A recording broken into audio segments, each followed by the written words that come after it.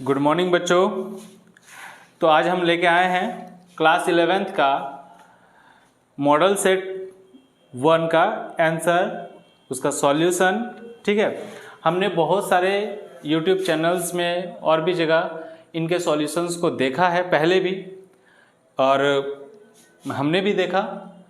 तो ये जो हमने देखा है वो कहीं ना कहीं उनके एलिब्रेशंस में कहीं कमी थी, जिसके वजह से इसे फिर से हमारे द्वारा सॉल्यूशन को सॉल्व किया जा रहा है। आप सब से अनुरोध है कि अच्छे से इस वीडियो को देखें, कॉपी पेन लेकर बैठें, सॉल्व करें। एक बार में सारे आंसर्स आपके सॉल्व हो जाएंगे। ओके, स्टार्ट करते हैं क्वेश्चन नंबर 1 से, मॉडल सेट 1 का। The number of moles present in 6 gram of carbon is. पहला क्वेश्चन है the number of moles present in 6 gram of carbon. कितना ग्राम कह रहा है? 6 ग्राम। 6 gram of carbon. Question number 1। Question number 1, 6 gram carbon में कितना मोल present रहेगा? तो आपको पता है कि मोलर मास ऑफ कार्बन 12 कितना होता है? 12 ग्राम होता है। ठीक है, तो 12 ग्राम ये हुआ। अब हमको कितना दे रखा है? 6 ग्राम। कितना दे रखा है? 6 ग्राम हमें दे रखा है। तो 6 ग्राम बाय 12 ग्राम, इसको डिवाइड कर देंगे तो 1/2 आएगा, दैट इज 0.5। कितना? 0.5। तो आंसर नंबर बी आपका सही है। ओके, चलो क्वेश्चन नंबर 2 को देखते हैं। आपको इसमें सबसे ज़्यादा जिस चीज़ पर ध्यान देना है वो है मोलर मास पर, एवोगैड्रो नंबर्स पर। ठीक है, इन चैप्टर्स में आप लोगों ने इनको किया ही होगा, ज़्यादा प्रॉब्लम नहीं होनी चाहिए। दूसरा, which of the following has highest ionization enthalpy 1। कौन से एलिमेंट का आयनाइजेशन एंथैल्पी 1 हाईएस्ट होगा? तो हम जानते हैं कि आयनाइजेशन एंथैल्पी किसका हाईएस्ट होता है? स्टेबल एलिमेंट्स का। स्टेबल एलिमेंट्स का मतलब, स्टेबल का मतलब क्या? जो जिनका इलेक्ट्रॉनिक कॉन्फ़िगरेशन क्या होगा? इलेक्ट्रॉनिक, पूरा लिख देते हैं, इलेक्ट्रॉनिक कॉन्फ़िगरेशन,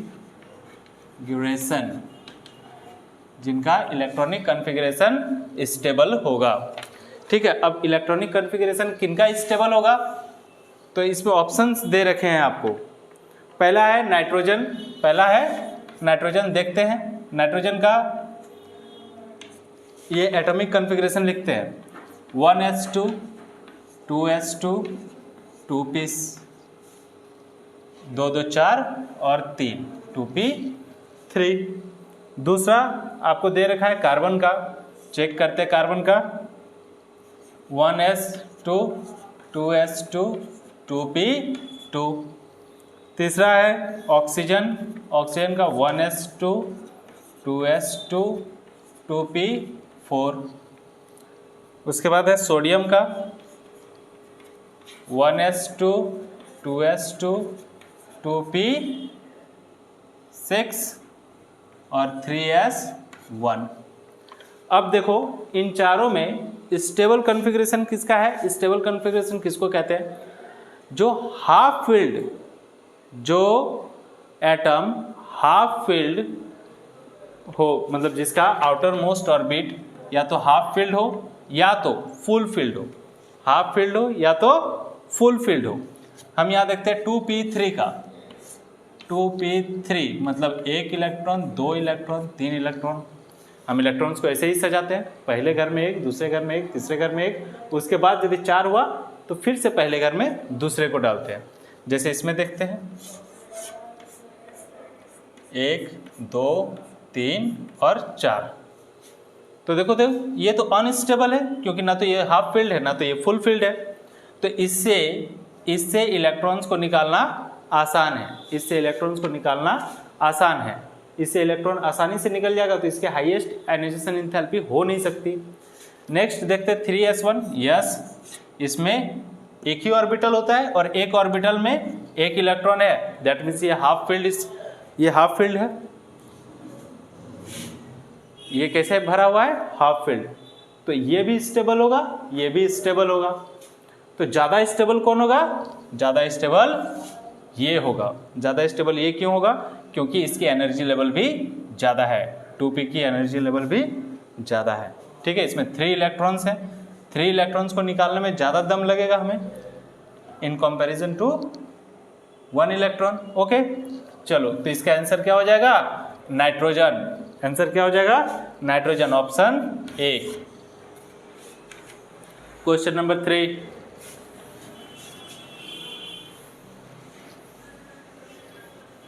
देखते रहेंगे बच्चों, देखते रहेंगे, कॉपी कलम में लिखते चलोगे एक बार में। ये 1 घंटे का वीडियो जो होगा, ये 1 घंटे का वीडियो एक सेट खत्म कर देगा। आपको बहुत ज़्यादा नहीं पढ़ना है, आप अपने 11th के एग्जाम के लिए 3 सेट के लिए 3 घंटा तो पढ़ ही सकते हैं एटलीस्ट। ठीक है, next, which of the following weighs the most? तीसरा नंबर, क्वेश्चन नंबर 3 कि इनमें से सबसे ज़्यादा वेट किसका है? पहला है, ए नंबर दिया हुआ है 1 gram atom of nitrogen, 1 gram atom of nitrogen. Nitrogen का 1 ग्राम, इसका वेट कितना होगा देखते हैं। तो नाइट्रोजन जो है, नाइट्रोजन, इसका मोलर मास कितना होगा? 14 होगा, है ना? मोलर मास होगा 14। और number of moles of atom, number of moles of nitrogen atom को हम अगर डिवाइड कर देंगे एवोगैड्रो नंबर से 6.022 इंटू 10 टू द पावर 23, तो हमारा 1 ग्राम ऑफ नाइट्रोजन एटम का वेट निकल के आएगा। और वो कितना होगा? वो होगा तुम्हारा 2.32 इंटू 10 टू द पावर 23। ठीक है, इतना ग्राम आपका निकल के आएगा, ये पॉइंट में। ठीक है, ये नाइट्रोजन की बात हो गई। मोल कॉन्सेप्ट्स में एक मोल कितना कंप्राइज करता है, कितने एटम्स को कंप्राइज करता है, सॉरी पार्टिकल्स को? 1 mole comprises of 6.022 into 10 to the power 23 particles. Okay, इतने पार्टिकल्स को कंप्राइज करता है और यही पार्टिकल्स एवोगैड्रो नंबर कहलाते हैं। इनको हम लोग डिनोट किससे करते हैं? Na से। किससे डिनोट करते हैं? Na से। ओके, तो जब हम मोल्स ऑफ नाइट्रोजन एटम को हम इससे डिवाइड करेंगे एवोगैड्रो नंबर से, तो हमारा आंसर निकल के आएगा 2.32 इंटू 10 टू द पावर 23 ग्राम। ये तो हम लोग पहला देख लिया। अब दूसरा को देखते हैं, option number B. 1 mole of water, 1 mole of water. अब 1 मोल ऑफ वाटर मतलब क्या? मोल्स, 1 मोल ऑफ वाटर कैसे निकालेंगे? फॉर्मूला क्या होगा बताओ? Number of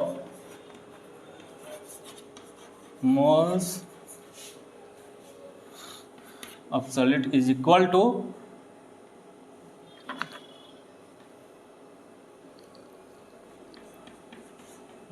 number of moles of solute by number of moles of solute by 18 molar mass, their molar mass। ठीक है, नंबर ऑफ, ये तो ये आपको कितना दिया हुआ है? 1 mole, that is 1 is equal to WB by 18, मतलब ये कितना हो जाएगा? WB is equal to 18। ये दूसरा हो गया। तीसरा देखते हैं। तो पहले का आंसर आपके पास वहाँ लिखा हुआ है,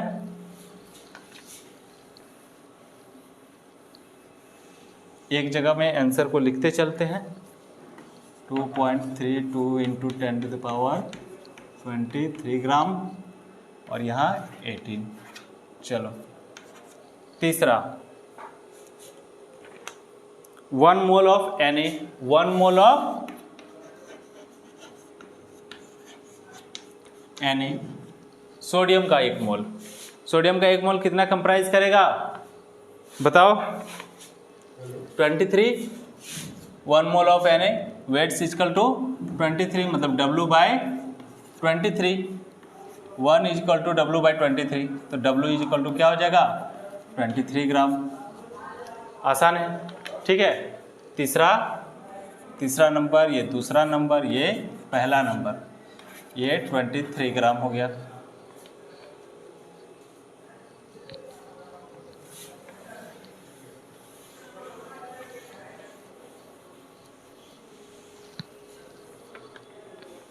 चौथा है 1 molecule of H2SO4। 1 molecule of H2SO4। एक मॉलिक्यूल की बात हो रही है। किसकी बात हो रही है? एक मॉलिक्यूल। अब इसका मॉलिक्यूलर वेट निकालेंगे। मॉलिक्यूलर वेट इसका कितना आता है? 98।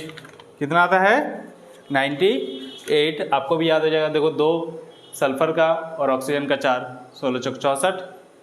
सल्फर का निकालो, ये निकालो, ऐड करो, 98 आएगा। ठीक है। तो 1 मॉलिक्यूल ऑफ H2SO4 की बात हुई, तो ये इसका मॉलिक्यूलर मास हो गया। अब इसको किससे डिवाइड करेंगे? Molecular mass by Avogadro number 6.022 into 10⁻23। अब आप देखो कि अगर हम डिवाइड करते हैं तो ये नंबर भी बहुत छोटा आ जाएगा। ये नंबर भी छोटा नंबर आएगा। ये तो वैसे भी 2.32 आ गया, ये 18 ग्राम है, और ये सोडियम 23 ग्राम हो गया। मतलब सबसे ज़्यादा वेट किसका है? सोडियम का है। सबसे ज़्यादा वेट किसका है? सोडियम का है। तो आंसर नंबर 3 जो है, मतलब सी जो है, वो आपका सही है। आ गई बात समझ में? चलो नेक्स्ट, क्वेश्चन नंबर 4।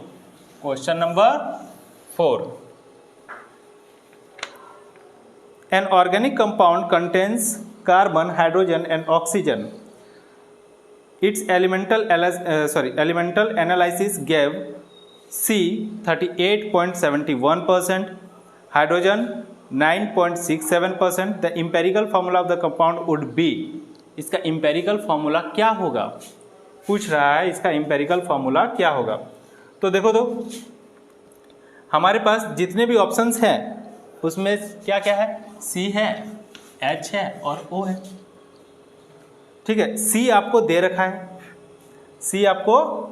रखा है। हमें क्या पूछा कि एक हमारे पास कंपाउंड है जिसमें जो क्या क्या कंटेन करता है? कार्बन को, हाइड्रोजन को और ऑक्सीजन को। अगर कार्बन का परसेंटेज आपको दे के रखा है 38.71%,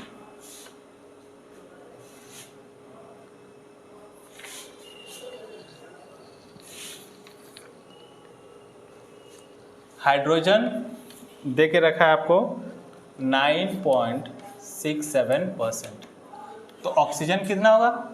ये ऑक्सीजन कितना होगा? पूरा कंपाउंड अपने आप में कितना होगा? 100%। पूरा कंपाउंड अपने आप में होगा 100%। तो इन दोनों को ऐड करके 100 से अगर माइनस करेंगे तो ये आ जाएगा हमारा ऑक्सीजन। ठीक है। तो इन दोनों को ऐड करके आप लोग देखो, इन दोनों को ऐड करोगे और 100 से माइनस करोगे तो ये आपका आएगा कितना? 51.67%। 67 नहीं आएगा, 62 आएगा, सॉरी, 62%। ठीक है। ये तीनों का रेशियो, इन तीनों को हम इनके रेशियो में लिखेंगे। इन तीनों को किस में लिखेंगे? वॉल्यूम कम है। इन तीनों को हम किस में लिखेंगे? इनके रेशियोज में लिखेंगे। ओके। सबसे पहले इनको रेशियोज में लिखने से पहले हम इनको इनके मॉलिक्यूलर वेट से डिवाइड करेंगे। तो कार्बन का कितना होगा? 12, हाइड्रोजन का 1 और ऑक्सीजन का 16, ऑक्सीजन का 16, ठीक है, ऑक्सीजन का हो गया 16। तो अगर हम इनको देखते हैं, अगर हम इसको डिवाइड करते हैं तो 12 24 12 3 36, ये आएगा आपका 3.22, ये कितना आएगा 3.22, ये आपका आ जाएगा 9.67 और ये आपका आ जाएगा 3.22। तीनों को डिवाइड करने के बाद आपका ये आंसर आ जा रहा है। अब इन तीनों को हम इनके एक लोएस्ट नंबर से किसी सेम लोएस्ट नंबर से जब हम इनको डिवाइड करेंगे तो इनका रेशियो हमें पता चलेगा। सबसे लोएस्ट नंबर क्या ले लेते हैं, 3.22 ही ले लेते हैं।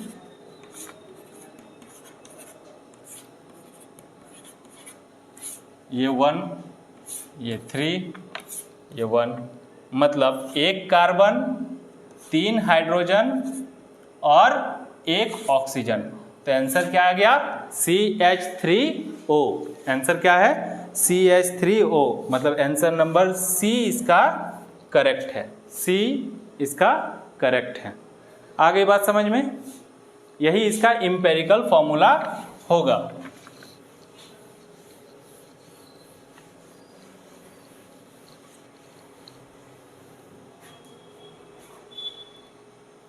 Next question number 5।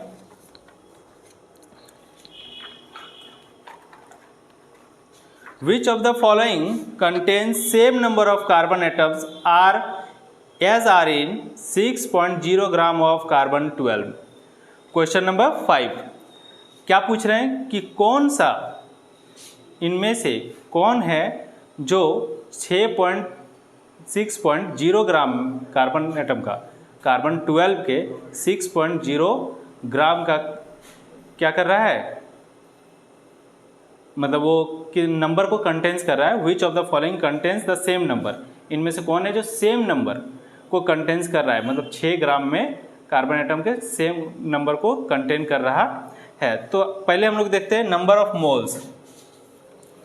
Number of formula क्या होगा, number of moles of carbon is equal to क्या होगा, W by molar mass, molar mass, mass of solid by molar mass, ठीक है। तो आपको जितना दे रखा है, कितना दे रखा है आपको 6 और कार्बन का कितना होता है 12, काटेंगे कितना आएगा हाफ, काट दिए कितना आया हाफ, ठीक है। हाफ आने के बाद अब हम इसको चेक करते हैं। तो 6 ग्राम ऑफ इथेन, पहला क्या है 6 gram of ethane, 6 gram of ethane में आना तो इसका मुश्किल है, इसका फॉर्मूला C2H5 या H6, C2H6 फॉर्मूला बहुत ज़्यादा चला जाएगा, ठीक है। 8 ग्राम ऑफ मीथेन में देखते हैं, 8.0 ग्राम ऑफ मीथेन CH4 में देखेंगे तो कितना होगा CH4 में, ये 12 कार्बन का 12 इंटू 1 लिख दिए, +1 होगा ना, +1 इंटू 4, H4 है, तो ये 12 + 1 इंटू 4 कितना हो गया 16, कितना हो गया 16 ग्राम, ठीक है। अब 16 ग्राम हो गया तो 8 ग्राम से इसको डिवाइड करते हैं, 8/16 तो आ गया हाफ, आंसर आ गया, ठीक है। तो आपका दूसरा आंसर क्या होगा 8.0 ग्राम ऑफ CH4 ही आपका सही आंसर है, B. Okay, next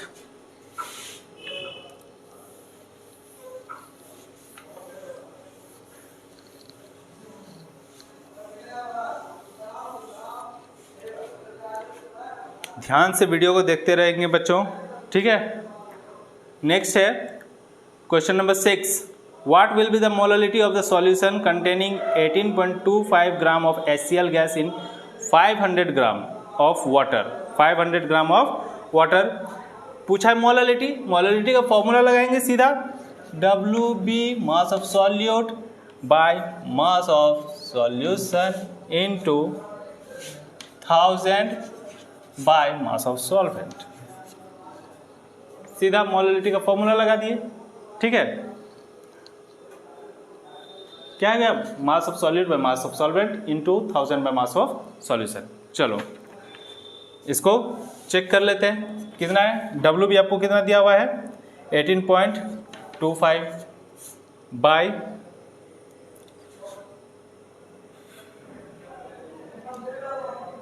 bye MB into 1000 bye 500, ठीक है। MB कितना होगा HCl का वेट बताओ। हाइड्रोजन एक और क्लोरीन 35.5, हाइड्रोजन एक और, ठीक है यही है ना molarity of solution containing HCl plus water कितना होगा H2O का 18, 35.5 और 18 कितना हो गया 35 से ये हो गया तुम्हारा 45, 55, 53 पॉइंट समथिंग आना चाहिए, तो 35 और एक 36, 46, 50, 54.5, ये कितना आएगा 54.5। मतलब हम इसको लिखेंगे 18.25 बाय 54.5 इंटू 1000 बाय 500। सॉल्व करोगे ये जीरो कैंसल, यहाँ से एक पॉइंट हटाए, यहाँ से भी पॉइंट हटेगा, लेकिन यहाँ 2 डिजिट है, यहाँ 1 डिजिट है, तो यहाँ एक जीरो आ जाएगा, ठीक है। अब इस जीरो को और इस जीरो को भी काट सकते हैं। बचा क्या 1825 बाय 545 और बाय 5, ये 5 को इससे कर 5 दिया 15, 3 5 6 30, 2 5 6 25।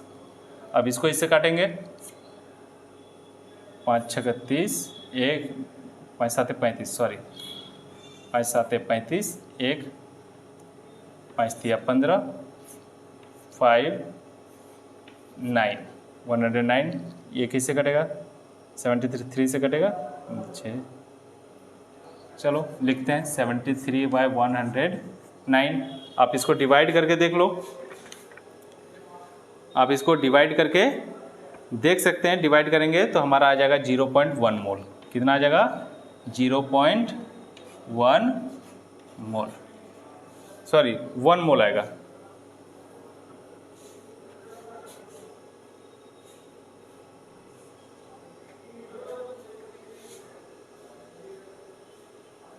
वन मोल आएगा, ठीक है। Next, number of proton, what will be the molarity of a solution, molarity of a solution that contains 5.85 gram of NaCl पर 500 ml। नेक्स्ट क्वेश्चन है आपका कि मोलरिटी क्या पूछ दिया है, पहले पूछा था मोलरिटी क्या होता है पर KG of the solution, molarity क्या होगा पर litre of the solution. Molarity क्या होता है पर केजी ऑफ द सॉल्यूशन और मोलरिटी पर लीटर ऑफ द सॉल्यूशन, ठीक है। पर लीटर ऑफ द सॉल्यूशन क्या हो जाएगा इसका, वही number of moles of solute, number of moles of solute by number of moles of solution पर litre, MB into 1000 by V in ml, volume in ml, ठीक है। आप इसमें सबको पुट करके देख लेंगे। 5.85 पुट करो, 5.85 बाय MB कितना आपको दिया हुआ है NaCl का दिया हुआ है ना,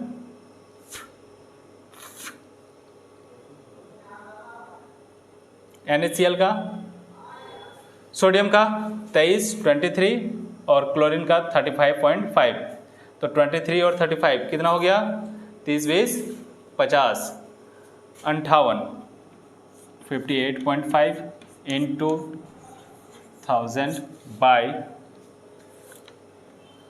वॉल्यूम आपको कितना दे रखा है 500 ml, 500 ml। इसको आप सॉल्व करोगे आंसर आ जाएगा। इसको आप सॉल्व करोगे तो इसका आंसर आ जाएगा।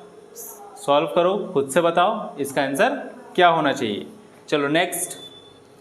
देखो बच्चों थोड़ा समय कम है तो थोड़ा फास्ट करेंगे, मैं प्रोसेस बता दे रहा हूँ, एक दो का आंसर आप खुद से भी ढूंढो। नेक्स्ट नंबर ऑफ, और आप हमें कमेंट करके बताएं कि इसका आंसर क्या होगा। Number of protons, neutrons and electrons in the an element. एक एलिमेंट है X, इसमें 238 और 89 लिखा हुआ है। ठीक है, तो आपको पता है कि ये एटॉमिक नंबर होता है, ये मास नंबर होता है। एटॉमिक नंबर दे रखा है 89, मास नंबर दे रखा है 231 यस 231 दे रखा है। अब एटॉमिक नंबर आपको दे रखा है 89 और मास नंबर दे रखा है 231। तो एटॉमिक नंबर क्या होता है? Number of protons, number of electron is equal to number of proton, number of electron is equal to number of proton is equal to क्या होगा? Atomic number is equal to होगा atomic number. ये इसका atomic number, ये mass number. तो number और mass number किसका किसका सम होता है? मास नंबर होता है प्रोटॉन प्लस न्यूट्रॉन का सम, प्रोटॉन प्लस न्यूट्रॉन का सम। तो इसमें से इसको माइनस अगर कर दें तो न्यूट्रॉन का नंबर हमारा निकल जाएगा। तो 231 माइनस 89 इज इक्वल टू कितना होगा? 231 142। तो इसमें आपका नंबर ऑफ इलेक्ट्रॉन्स कितने होंगे? 89। नंबर ऑफ प्रोटॉन्स कितने होंगे? 89। नंबर ऑफ न्यूट्रॉन्स कितने होंगे? 142। तो आंसर नंबर बी आपका राइट होगा। आंसर नंबर बी आपका क्या होगा? राइट होगा, बाकी के सारे रॉन्ग। नेक्स्ट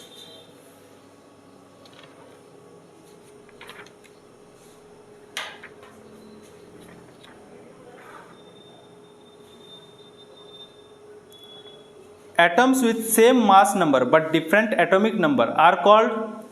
मास नंबर अगर सेम है और एटॉमिक नंबर अलग है तो उसको क्या कहते हैं? उसको हम लोग कहते हैं आइसोबार्स। उसको क्या कहते हैं? आइसोबार्स। और अगर एटॉमिक नंबर सेम होगा, अगर एटॉमिक नंबर सेम होगा और मास नंबर डिफरेंट होगा तो उसको कहेंगे आइसोटॉप्स। उसको क्या कहेंगे? आइसोटॉप्स। ठीक है, ये किसके लिए है? सेम एटॉमिक नंबर के लिए, same atomic number but different mass number. Okay, ये आइसोटॉप्स सेम एटॉमिक नंबर के लिए, ये सेम मास नंबर के लिए। ओके, तो उसको आइसोबार्स कहते हैं। ठीक है, कोई आइसोबार बता सकते हो? कार्बन और नाइट्रोजन। कार्बन 14 भी होता है और कार्बन का एटॉमिक नंबर 6, ये 7 और ये भी 14। कार्बन के 3 अलग अलग रूप हैं, कार्बन 12, कार्बन 14, कार्बन 16। कार्बन 14 से हम लोग कार्बन डेटिंग प्रोसेस करते हैं। ठीक है, ये आप लोग बायोलॉजी में, यदि किसी का बायोलॉजी है तो वो पढ़ेंगे आगे।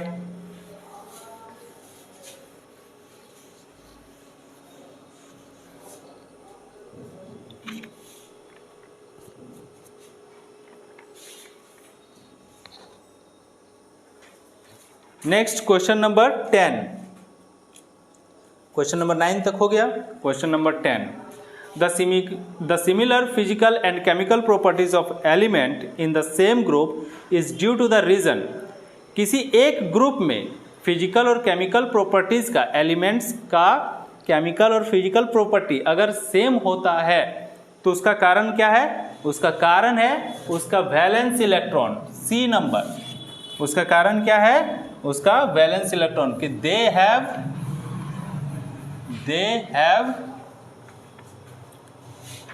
Same number of valence electron.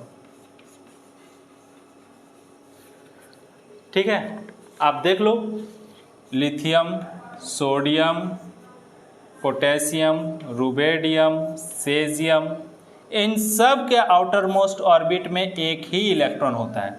इन सब के आउटर मोस्ट ऑर्बिट में एक ही इलेक्ट्रॉन होता है। That's why it's formula is NS1। आई बात समझ में? और इसी के कारण, क्योंकि इसका आउटर मोस्ट ऑर्बिट में सारा इलेक्ट्रॉन एक ही है, इसी के कारण ये सब इलेक्ट्रोपॉजिटिव एक ही तरह के होंगे, सब मेटल होंगे, सबका हार्डनेस एक जैसा होगा लगभग। इनमें कम और ज़्यादा हो सकता है, लेकिन सबका कम ही होता है ऑलमोस्ट। ओके, चलो आगे देखते हैं।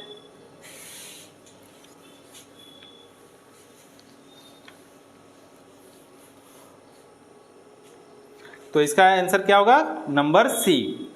नेक्स्ट है हैलोजेंस आर प्रेजेंट इन, एकदम लॉलीपॉप क्वेश्चन है। 11 नंबर, halogens are present in, halogens कहाँ प्रेजेंट होते हैं? ये देखो पीरियोडिक टेबल,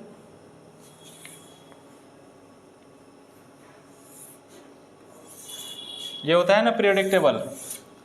तो हैलोजेंस ग्रुप 17 में आते हैं। कहाँ आते हैं? ग्रुप 17 में। Group 17 halogen family. Halogen family में कौन कौन आते हैं? क्लोरीन, ब्रोमीन, आयोडीन, याद आया? फ्लोरीन, क्लोरीन, ब्रोमीन, आयोडीन, ये सब क्या है? हैलोजेंस फैमिली, जिससे सॉल्ट बनता है। ठीक है, तो ये कौन सा ब्लॉक हुआ? ये P ब्लॉक, ये S ब्लॉक, ये D ब्लॉक और ये F ब्लॉक। तो कौन से ब्लॉक में है? P ब्लॉक में। हैलोजन कहाँ है? P ब्लॉक में। तो आंसर आपका होगा P ब्लॉक। आगे बात समझ में? चलो बहुत अच्छे, आगे देखते हैं। The magnetic quantum number specifies, magnetic quantum number क्या बताता है, क्या स्पेसिफाई करता है? Magnetic quantum number specifies orientation of orbitals. C number, orientation of orbitals. ठीक है, ये ओरिएंटेशन ऑफ ऑर्बिटल्स बताएगा कि कैसा इसका स्पिन है, कैसे ये रहता है। ठीक है, -1, 0, +1। ठीक है, याद करो। नेक्स्ट, हमारे पास कितने क्वांटम नंबर्स हैं? 4। Principal quantum number, spin quantum number, azimuthal quantum number और मैग्नेटिक क्वांटम नंबर। इनमें से मैग्नेटिक क्वांटम नंबर जो होता है वो ओरिएंटेशन को बताता है, किसी भी ऑर्बिटल्स के ओरिएंटेशन को, कि उसका SPDF कैसा होगा। ठीक है, next, which one of the following sets of ion represents a collection of isoelectronic species? Question number 13 को ध्यान से देखो कि इन सेट्स में से ये जो ऑप्शन है आपके पास K+, Ca2+, Sc3+, Cl-, Na+, Ca2+, Sc3+, F-, इनमें से कौन सा सेट है जो आइसो इलेक्ट्रॉनिक है, जिनका कलेक्शन आइसो इलेक्ट्रॉनिक स्पीसीज से बना हुआ है? अब आइसो इलेक्ट्रॉनिक 13 नंबर, ठीक है, नंबर 13। आइसो इलेक्ट्रॉनिक स्पीसीज किसको कहते हैं? आइसो का मतलब होता है सेम, तो सेम नंबर ऑफ इलेक्ट्रॉन्स को आइसो इलेक्ट्रॉनिक कहेंगे। ठीक है, तो पहले चेक करते हैं K+ के लिए। K+ मतलब क्या? K का होता है 19, K का एटॉमिक नंबर होता है 19 और प्लस है, that means it donates 1 electron, मतलब इसके पास कितना है? 18। ठीक है, Ca2+ का देखते हैं, तो इसके पास होता है 20 एंड डोनेट्स 2 इलेक्ट्रॉन्स, तो ये हो गया फिर से 18। Sc3+, इसका एटॉमिक नंबर कितना होता है? 21, इसने कितने डोनेट किए? 3, तो फिर से ये भी हो गया 18। और उसके बाद लास्ट है Cl-, इसका एटॉमिक नंबर 17 और इसने एक लिया है, ये ये क्या है? इलेक्ट्रोनेगेटिव है। ये क्या है? इलेक्ट्रोनेगेटिव है, इसने एक ले लिया, तो 17 से एक लेके बन गया ये 18। देखो तो सब का एटॉमिक नंबर सेम आ गया, दैट मीन्स यही सेट आपका सही है, बाकी को चेक करने की जरूरत भी नहीं है। ठीक है, चलो आगे बढ़ते हैं। तो ऑप्शन ए आपका हो जाएगा इसमें सही। नेक्स्ट क्वेश्चन नंबर 14, देखो क्वेश्चन नंबर 14 को देखते हैं। The electrons of the same orbitals can be distinguished by, same orbital के इलेक्ट्रॉन्स को हम लोग कैसे डिस्टिंग्विश करेंगे? उसके स्पिन से, वो कैसे घूम रहा है, ऊपर नीचे आगे पीछे, है ना। एक ही ऑर्बिटल में यदि 2 इलेक्ट्रॉन्स हैं, अगर 2 इलेक्ट्रॉन्स हैं तो उसको डिस्टिंग्विश कैसे कर सकते हैं? सिर्फ उसके स्पिन से। एक क्लॉकवाइज घूमेगा, दूसरा एंटी क्लॉकवाइज घूमेगा। आगे बात समझ में, ताकि वो अपनी स्टेबिलिटी को मेंटेन कर सके। तो ये जहां घूमने की बात आई, आ गया स्पिन क्वांटम नंबर। सीधा सीधा आंसर स्पिन क्वांटम नंबर। देखो ये इतना भी इजी नहीं है जितना इजीली मैंने कह दिया। आप spin quantum number, azimuthal quantum number, principal quantum number, magnetic quantum number, ये सारे क्वांटम नंबर्स को आप जब पढ़ोगे तो आपको बहुत डीप में जाना पड़ेगा, ठीक है। लेकिन यहाँ आप इतना से समझ सकते हैं कि कैसे इसका आंसर आ सकता है, और सिंपली समझ लो, ज़्यादा अच्छा होगा आप लोगों के लिए। Next question number 15, question number 15, a body of mass 10 mg 10 gram, a body of mass 10 mg is moving with a velocity of 100 metre per second. Question number 15, body का मास कितना है? 10 mg का। 10 mg kg में इसको convert करेंगे तो 10 × 10⁻⁻6 kg हो जाएगा, ठीक है। आप लोगों को कन्वर्ट करना आता ही होगा। नेक्स्ट क्या पूछा है? Moving with a velocity of 100 metre per second. Velocity इसकी क्या है? 100 मीटर पर सेकेंड। हम लोग जब भी किसी फॉर्मूला को डिराइव करते हैं तो उसकी यूनिट यही आती है केजी मीटर पर सेकेंड में, ठीक है। इसीलिए इसको केजी में कन्वर्ट कर दिए। ओके, नेक्स्ट इसका प्लैंक्स कांस्टेंट दिया हुआ है 6.63 × 10⁻34। कहा है the wavelength of de Broglie wave associated with it. जो डी ब्रोगली वेव है जो इससे एसोसिएटेड है वो कितना है, उसी को निकालना है। तो कैसे निकालेंगे? डी ब्रोगली वेवलेंथ h/mv, ये है आपका फॉर्मूला। Lambda = h/mv। तो लैम्डा = h 6.63 × 10⁻34 बाय मास आपका है 10 × 10⁻6 × 100। देखो इसको अगर हम लोग सॉल्व करेंगे तो ये क्या आ जाएगा? 6.63 × 10⁻34 बाय 10⁻3। ये अगर ऊपर जाता है तो ये प्लस में चला जाएगा, तो इसका आंसर आ जाएगा कितना? 6.63 × 10⁻31। कितना आएगा? -31। ऑप्शन में है क्या? Yes, option number C. Option number C is correct one. Okay, चलो नेक्स्ट। समझ में आ रही है बात? नहीं भी समझ में आ रही है तो आप कमेंट करके बताएंगे।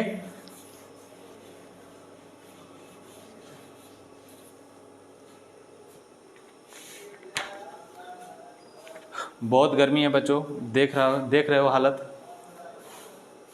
बहुत मेहनत करनी पड़ रही है, तो इसमें आपका फ़र्ज़ क्या बनता है कि आप अपने दोस्तों को भी बताएं, ठीक है। वीडियो को शेयर करें। नेक्स्ट है number of unpaired electrons in N2+। Question number 15 के बाद question number 16। Which of the following determines the atomic number of an atom.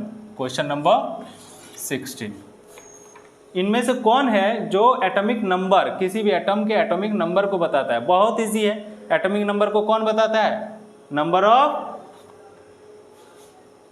Electrons, protons, number of electrons and protons, number of protons and neutrons. Protons he atomic number होता है। Number of protons ही क्या होता है, atomic number होता है। सीधा सीधा answer लिख दो, number of protons. Okay, next, number of unpaired electrons in N2+, number of unpaired electron, number of unpaired electrons in N2+, N2+ है तो नाइट्रोजन का एटॉमिक नंबर कितना होता है, 7। 2+ मतलब 2 इलेक्ट्रॉन ये दे चुका है, तो इसके पास कितना बचा, 5। बचा कितना, 5, क्योंकि ये तो 2 दे चुका है। नाइट्रोजन अपना 2 इलेक्ट्रॉन दे दिया, तो बचा कितना, 5। अब इसका इलेक्ट्रॉनिक कॉन्फ़िगरेशन करते हैं, 1s2 2s2 2p1, कितना, 2p1। मतलब p ऑर्बिटल के पहले घर में 1 इलेक्ट्रॉन है, बाकी 2 घर में कुछ है ही नहीं, तो अनपेयर्ड इलेक्ट्रॉन कितना हो गया, 1। अनपेयर्ड इलेक्ट्रॉन कितना हो गया, 1। कितने ऑर्बिटल में अनपेयर्ड इलेक्ट्रॉन है, 1 में है, तो 1 ही लिखेंगे। ठीक है, तो अगर यहीं पर ये N2+ के जगह 1+ होता तो 2 घर में होता, 2 घरों में 1 इलेक्ट्रॉन को हम लोग सेट करते हैं, एक ही घर में तो 2 को सेट नहीं कर सकते थे, तो फिर आंसर यहाँ 2 होता। आई बात समझ में? चलो, 1 है क्या आंसर में? यस, बी नंबर में 1 है, तो 1 आपका सही है। ठीक है, समझते चलेंगे, मेरी वर्ड्स को सुनते चलेंगे। सिर्फ आंसर के फिराक में रहोगे तो हाथ कुछ नहीं लगेगा। और वैसे भी कोरोना के वजह से 11th मैक्सिमम बच्चों का गोल हो चुका है। A vessel of 120 ml capacity contains a certain amount of gas, question number 18 है। Okay, a vessel of 120 ml capacity contains a certain amount of gas at 35 degrees centigrade and 1.2 bar pressure. The gas is transferred to another vessel of volume 180 ml at 35 degrees centigrade. What would be its pressure? एक vessel है, ठीक है, उसका volume कितना है, उसका volume 1 कितना, 120 ml है। ओके, टेम्परेचर आपको दे रखा है, टेम्परेचर मेंटेन टेम्परेचर है 35 डिग्री सेंटीग्रेड, और प्रेशर दे रखा है P1 = 1.2 बार। कितना दे रखा है, 1.2 बार। इस गैस को किसी अनदर वेसल में हम लोग क्या कर दिए, ट्रांसफ़र कर दिए, किसी अनदर वेसल में ट्रांसफ़र कर दिए। उसका वॉल्यूम कितना है, 180 ml, 180 ml। ठीक है, और टेम्परेचर फिर से वही, टेम्परेचर वही 35 डिग्री सेल्सियस, मतलब टेम्परेचर डिफरेंस कुछ भी नहीं है। तो प्रेशर, इसका प्रेशर निकालने के लिए कहा गया है कि आप दूसरे वाले वेसल्स का प्रेशर क्या होगा। तो दूसरे वाले वेसल का प्रेशर क्या होगा जी, फॉर्मूला लगाओ, P1 V1 = P2 V2, P1 V1 = P2 V2। Formula जानते हो बॉयल्स लॉ का, है ना। तो P1 कितना है, 120 ml छोड़ दो, 120 × 1.2 = 180 × P2। तो P2 = हो जाएगा 120 × 1.2 / 180।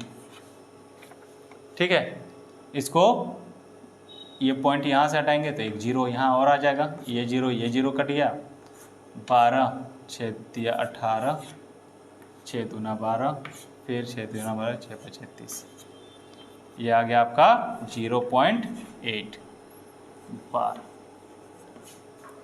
0.8 बार आंसर है। Yes, number A is correct, 0.8 बार।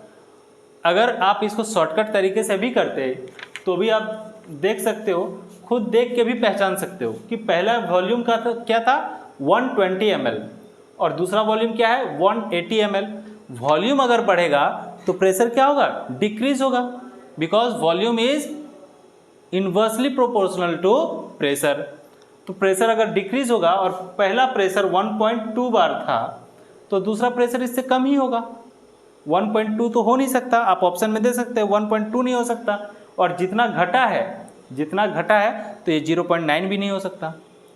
ठीक है, बाकी आपको चूज़ करना था, आप इससे चूज़ भी कर सकते थे या फिर आप इसको बना भी सकते हैं। बना लो, ज़्यादा सही होगा, नहीं तो 0.6 भी लिख दोगे आप लोग, कोई भरोसा नहीं।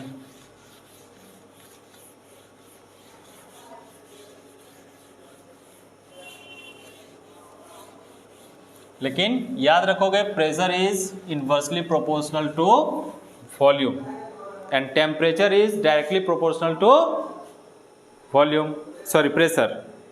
Temperature is directly proportional to pressure. अगर टेम्परेचर बढ़ेगा तो प्रेशर भी बढ़ेगा, प्रेशर बढ़ेगा तो टेम्परेचर भी बढ़ेगा। Next, the law which states that at constant temperature the volume of a given mass of gas is inversely proportional to the pressure is known as, तो सबको पता है बॉयल्स लॉ, सबको पता है, ए नंबर बॉयल्स लॉ।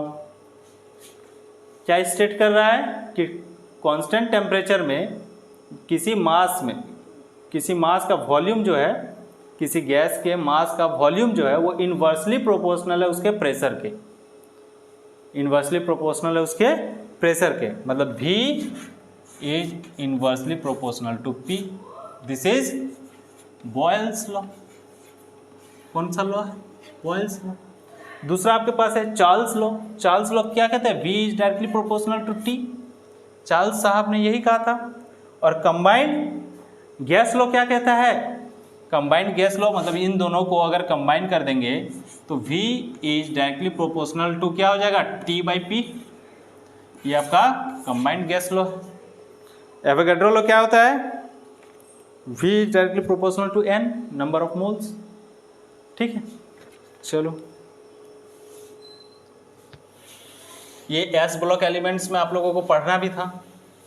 अगर आप लोगों ने ध्यान से S ब्लॉक एलिमेंट पढ़ा होगा तो एवोगैड्रो लॉ भी आप लोगों को थोड़ा सा पता होगा इनडायरेक्ट वे में।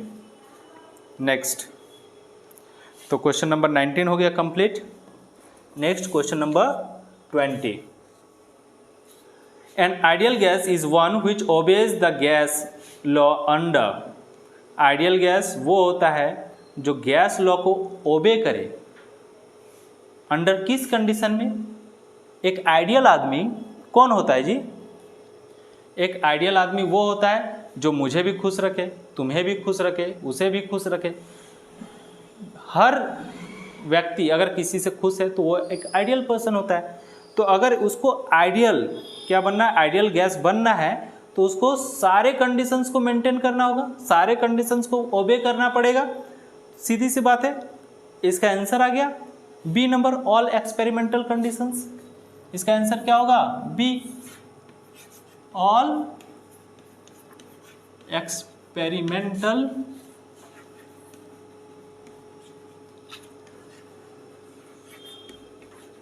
कंडीशन।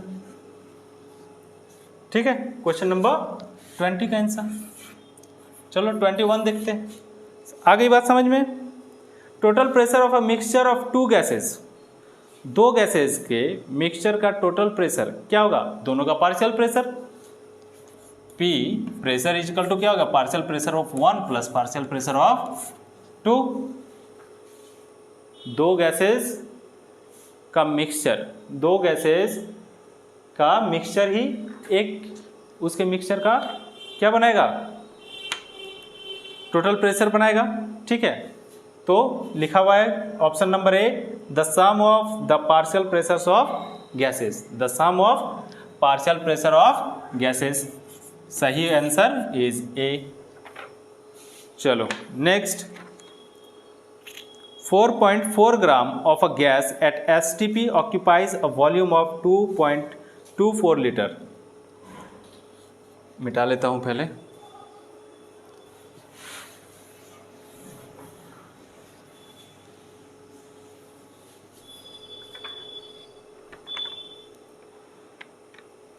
दिया हुआ है 4.4 ग्राम, 4.4 4 gram of a gas at STP, of a gas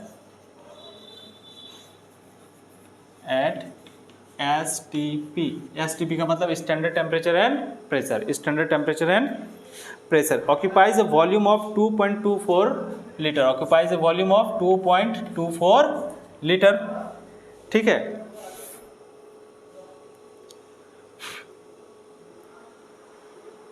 तो आप लोगों को, हम लोगों को सबको पता है कि एट STP लिख देता हूं, at STP 1 mole of any gas is 22.4 litre. कितना होता है? 22.4 लीटर होता है। ठीक है, अब नंबर ऑफ मोल्स आपको दे रखे हैं, आपको नंबर ऑफ मोल्स दे रखा है। ठीक है, कितना दे रखा है? 4.4 ग्राम। नंबर ऑफ मोल आपको दे रखा है 4.4 ग्राम, तो 4.4 gram is equal to 2.24 litre. आगे इसको क्या करेंगे? 2.24 लीटर को हम डिवाइड कर देंगे। 2.24 लीटर को हम लोग क्या करेंगे? इसको डिवाइड कर देंगे 22.4 से। 22.4 लीटर से हम इसको डिवाइड कर देंगे। ठीक है, पॉइंट हटाएंगे तो ये आ जाएगा 1/10। क्या आ जाएगा? 1/10 जाएगा, 1/10। 1 मोल ऑफ गैस कितना होता है? 1/10 इज इक्वल टू क्या हो जाएगा? 1/10 इज इक्वल टू हो जाएगा 0.1।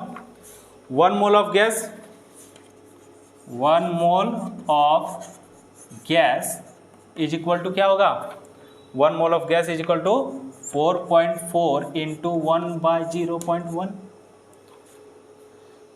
1, बस ये पॉइंट और ये point cancel, that is 44 gram. आगे आंसर 44 ग्राम। तो आपका आंसर कौन सा सही है? 44 ग्राम। 44 ग्राम किसका आता है? CO2 का। कार्बन 12, ऑक्सीजन 32, 12 और 32 44। तो ये आंसर किसका सही होगा? CO2 के लिए। ये किसके लिए सही होगा? CO2 के लिए। Next,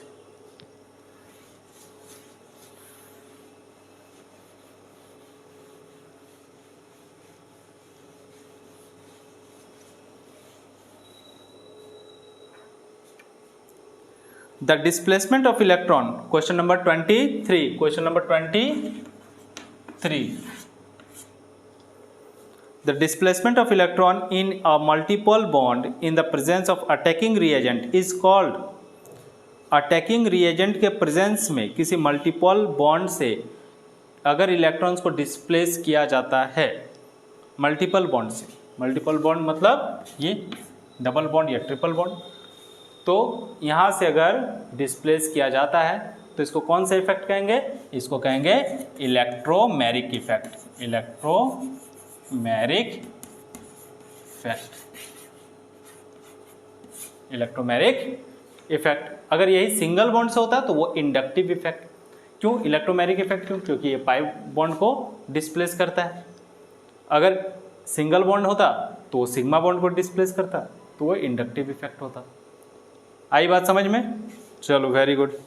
next, the reaction CH3 चलो question number 24।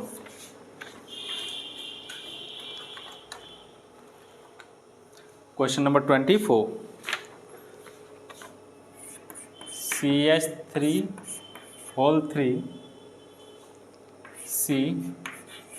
Br in presence of H2O, CH3 COH। ये आपको रिएक्शन दे रखा है। ठीक है, ये कौन सा रिएक्शन है? ये कौन सा रिएक्शन है? हमें चेक करना है ये कौन सा रिएक्शन है। चेक करते हैं।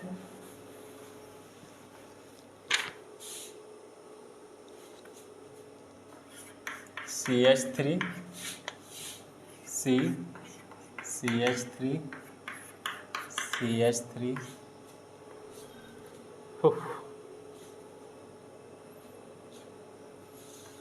Br गिब्स प्लस H2O कर देते हैं यहाँ पर H2O, मतलब ये H2O ऐसे नहीं करते, HOH करते हैं, ठीक है। तो ये क्या बनाएगा, CH3 और इधर होगा OH प्लस HBr। देखो यहाँ पर क्या हो गया, ये रिएक्शन होने के बाद ये किसके साथ हो जाता है, H के साथ, ये H के साथ निकल गया, HBr बना लिया और OH आपके मेन कंपाउंड में आ गया। तो इस तरह के रिएक्शन को हम लोग क्या कहेंगे, सब्स्टिट्यूशन रिएक्शन। क्या कहेंगे इसको, सब्स्टिट्यूशन रिएक्शन। सब्स्टिट्यूट कर गया ना, OH Br की जगह आके इसका सब्स्टिट्यूशन बन गया, इसका सब्स्टिट्यूट बन गया, तो इसको सब्स्टिट्यूशन रिएक्शन कहेंगे। तो आंसर क्या होगा, बी। आंसर क्या होगा, B. B is correct.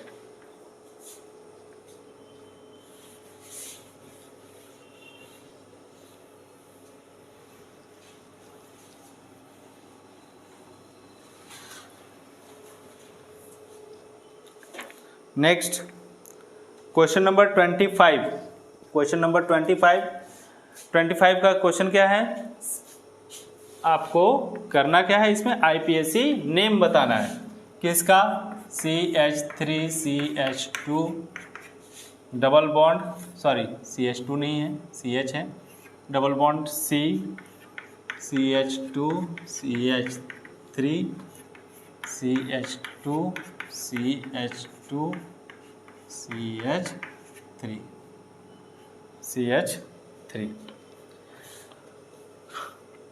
IPSC name के लिए हम लोग क्या करते हैं, सबसे पहले सबसे लंबा चेन को देखते हैं कि कार्बन का सबसे लंबा चेन कौन है। देखो 1 2 3 4 5 6, सीधे चले जाते तो 5 तक ही रह जाता। इधर हम लोग टेढ़ा होके गए तो 6 कार्बन मिले, 6 कार्बन मिल गया, तो पहला दूसरा तीसरा, तीसरे पर क्या है, तीसरे पर सब्स्टिट्यूट ग्रुप है, ठीक है। तो इसको क्या कहेंगे, 3 इथाइल ग्रुप। कौन सा है, फंक्शनल ग्रुप हमारा कौन सा है, फंक्शनल ग्रुप हमारा है CH2 CH3 ethyl group, 3 ethyl. और देखो दूसरे नंबर पर डबल बॉन्ड है, दूसरे नंबर पर डबल बॉन्ड है, तो ये लिखेंगे 2 हेक्सिन। इन क्यों लगा, क्योंकि डबल बॉन्ड हो गया, सिंगल बॉन्ड होता तो N लगता, यहाँ इन लग गया, तो आपका ये सही आंसर है। तो answer A is correct. Next, which of the following is an electrophile. इनमें से कौन है जो एक इलेक्ट्रोफाइल है, इनमें से कौन एक इलेक्ट्रोफाइल है।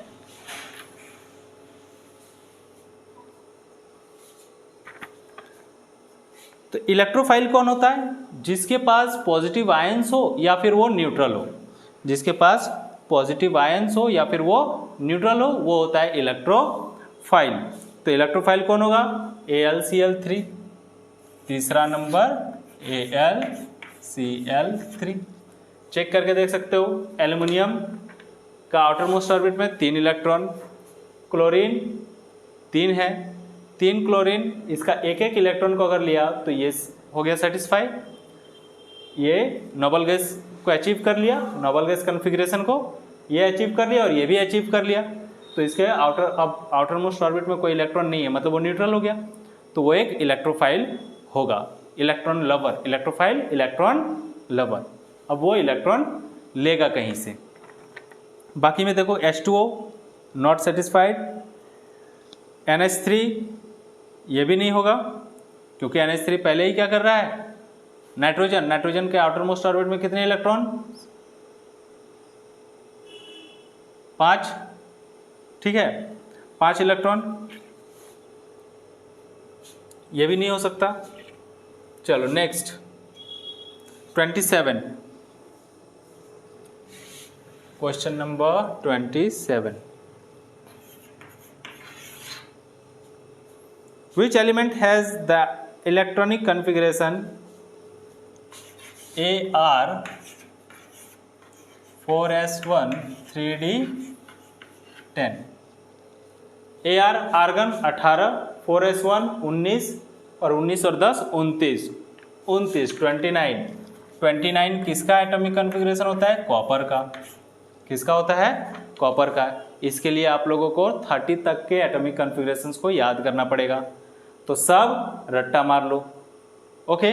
और अगर आप लोग आगे नीट जेई एडवांस के लिए प्रिपेयर करना चाहते हो तो ग्रुप वाइज उसको याद कर लो उसकी फैमिली के साथ। Okay, that will benefits you. यहाँ कॉपर का क्यों दिया? बिकॉज कॉपर एक्सेप्शनल होता है। कॉपर और क्रोमियम क्या होता है? थोड़ा सा एक्सेप्शनल होता है। देखो ये फुल्ली फिल्ड है और ये हाफ फिल्ड है, तभी ये एलिमेंट स्टेबल होगा। नहीं तो पहले 4s2 आता, 3d9 आता। ठीक है, लेकिन इसको 3d10 क्यों कर दिया गया? ताकि ये एलिमेंट स्टेबल हो जाए। Next, the correct order of carbocation stability is. Carbocation मतलब कार्बन्स के कैटायन, कार्बन्स के कैटायन, उनका करेक्ट ऑर्डर क्या है? चलो चेक करते हैं। ए नंबर का CH3 plus, CH3 plus, CH3 plus, तो ऐसे लिखते हैं CHH प्लस। मतलब ये 0 डिग्री का है, ये 0 डिग्री कार्बोकैटायन है, ये 0 डिग्री कार्बोकैटायन है। दूसरा CH3 CH2 plus, CH3 CH2 plus, CH3 CH plus. देखो ये 2 कार्बोकैटायन है, 2 कार्बन्स के साथ है, तो ये 1 डिग्री, ये कितना होगा? ये 1 डिग्री, ये 1 डिग्री कार्बोकैटायन। एक कार्बन 0 डिग्री कार्बोकैटायन, दूसरा कार्बन 1 डिग्री कार्बोकैटायन। तीसरा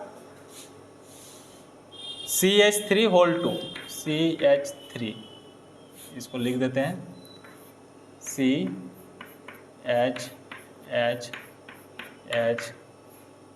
C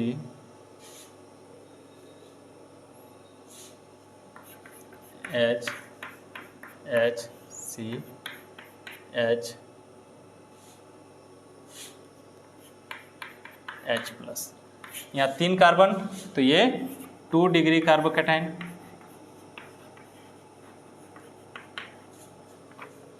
और नेक्स्ट CH3 होल 3 है, तो वो 3 डिग्री कार्बोकैटायन हो जाएगा। तो आप देख सकते हो कि ये 0 डिग्री से 1 डिग्री, 1 डिग्री से 2 डिग्री और 2 डिग्री से 3 डिग्री की ओर बढ़ रहा है। मतलब कार्बोकैटायन की स्टेबिलिटी लगातार इंक्रीज हो रही है। तो ऑप्शन ए ही सही हो गया, ऑप्शन ए ही सही हो गया। बाकी को चेक करने की हमें ज़रूरत नहीं है। आपको अगर लगे तो आप चेक कर सकते हैं घर में बैठ के।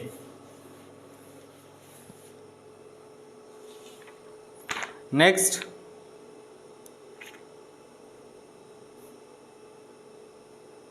The basis of modern periodic classification is. Modern periodic classification का बेसिस क्या है? एटॉमिक नंबर है, सब जानते हैं।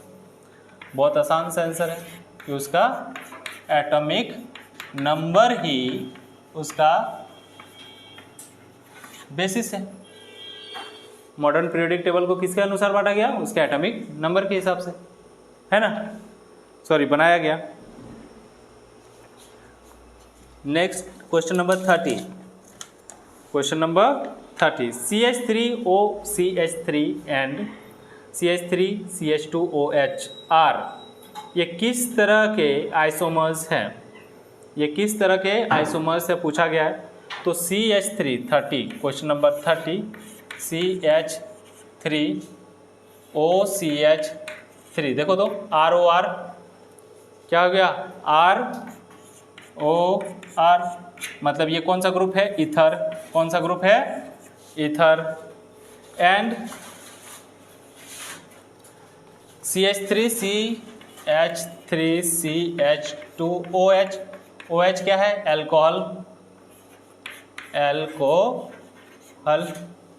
ओके, तो एक ईथर है और एक एल्कोहल है। चेंजेस क्या है? यहाँ भी एक कार्बन, दो कार्बन, यहाँ भी एक कार्बन, दो कार्बन। मतलब इनको डिफर कौन कर रहा है? इसका फंक्शनल ग्रुप। कौन इनको डिफर कर रहा है? इनका फंक्शनल ग्रुप। तो ये किस तरह का आइसोमर्स है? Functional isomers. किस तरह का आइसोमर्स है? Functional isomers. Functional isomers. Okay, तो आंसर नंबर 3 मतलब सी, फंक्शनल आइसोमर्स ही सही होगा। Next, the general electronic configuration of alkali metals. सब जानते हैं एल्कली मेटल्स कौन सा होता है? ग्रुप 1 मेटल्स होते हैं। ग्रुप 1 मेटल्स का इलेक्ट्रॉनिक कॉन्फ़िगरेशन क्या होता है? NS1।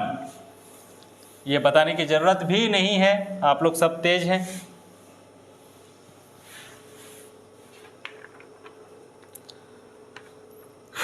General atomic configuration, general electronic configuration क्या होगा? एल्कली मेटल्स का, एल्कली मेटल्स का क्या होगा? NS1। अच्छा, इसको एल्कली मेटल्स क्यों कहते हैं? क्योंकि ये पानी के साथ घुल के अल्कलाइन सॉल्यूशन बनाता है। क्या बनाता है? अल्कलाइन सॉल्यूशन बनाता है, इसके लिए इसको अल्कली मेटल्स कहते हैं। Next, alkali metals react with oxygen और air to give. Alkali metals, question number 32। एल्कली मेटल्स आपका ऑक्सीजन के साथ रिएक्ट करेंगे। कोई भी मेटल ऑक्सीजन के साथ रिएक्ट करके कौन सा ऑक्साइड बनाता है? Basic oxide. कौन सा ऑक्साइड बनाता है? Basic oxide. Non metals react करके क्या बनाते हैं? Acidic oxide. ठीक है, वो एसिडिक ऑक्साइड बनाते हैं, मेटल्स बेसिक ऑक्साइड बनाते हैं। अगर आप लोगों को समझ में नहीं आ रहा है तो मैं बताता हूँ। जब आपको घर में चींटी काटता है, बहुत सारे गांव के बच्चे जानते होंगे जो विलेजेस में रहते हैं, उनको अगर चींटी काटा तो वहाँ पर लोहा टच करवाते हैं। क्यों लोहा टच करवाते हैं? क्योंकि लोहा को जब वो रगड़ते हैं वहाँ पर, तो वो ऑक्सीजन के साथ रिएक्ट करके बेसिक ऑक्साइड बनाता है जो वहाँ अंदर चला जाता है। और चींटी क्या डाला था अंदर में? Acid, CH3COOH, formic acid. ठीक है, वो एसिड के साथ वो बेस क्या करता है? रिएक्ट करता है और सॉल्ट प्लस वाटर बनाता है। Acid plus base, acid plus base is equal to क्या होता है? Salt plus water. ठीक है, तो आयरन क्या किया? आयरन बेसिक ऑक्साइड बना दिया, वो एक बेस बना दिया। और आपके पास आयरन क्या किया? एक बेस बना दिया, और आपके पास एसिड चींटी डाल चुका था, दोनों सॉल्ट प्लस वाटर बना दिए और आपका जलन खत्म हो जाता है। ओके, आ गई बात समझ में? तो कौन सा ऑक्साइड बनाएगा? बेसिक। 32 खत्म, 33।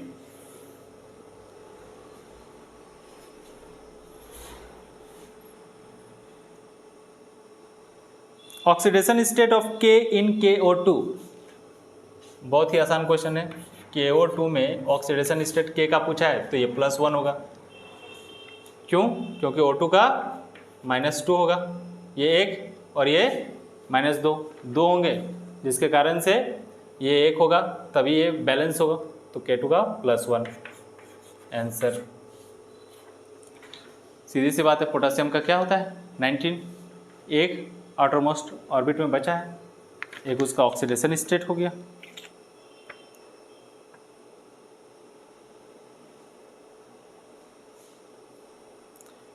विच colour is imparted to flame by sodium? Sodium कौन सा कलर को इम्पार्ट करता है? गोल्डन येलो को करता है। सीधा सीधा याद रख लो, किसको करता है? Golden yellow. Sodium golden yellow को इम्पार्ट करता है जब उसको सोडियम को जलाया जाता है तो। Question number 35, Solvay process is use to prepare. Solvay process को हम लोग क्या प्रिपेयर करने के लिए यूज करते हैं? कार्बोनेट्स को। किसको? कार्बोनेट्स को। सॉल्वेज प्रोसेस को, salvage process is used to prepare carbonates. ठीक है, कार्बोनेट्स को प्रिपेयर करने के लिए हम लोग सॉल्वेज प्रोसेस को यूज़ करते हैं। तो I am expecting from all of you कि आप लोग इस वीडियो को अच्छे से देखेंगे, कॉपी में करेंगे और इससे सीखेंगे। और ये पूरा सेट आपका मैंने अभी कंप्लीट कर दिया है। किसी तरह की दिक्कत होने पर आप कमेंट करें और आगे सर बताएंगे आपको।